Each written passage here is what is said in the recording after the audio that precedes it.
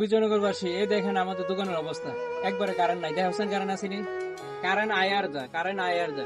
এই কারণের কি প্রয়োজন? কারেন্ট যদি সঠিকভাবে না দিতে পারি, আমরা সরকারের কাছে বিনীত আবেদন, আমরা নিরবিচ্ছিন্ন কারেন্ট চাই।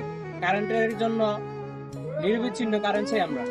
আর আজকে আপনাদেরকে এই অন্ধকারের মধ্যে কিছু কাপড় দিয়ে দিয়েছি যা নতুন আসছে, আর না দেখালে তো আপডেট কালেকশন কোনটা আসছে ওইটা জানবেন না।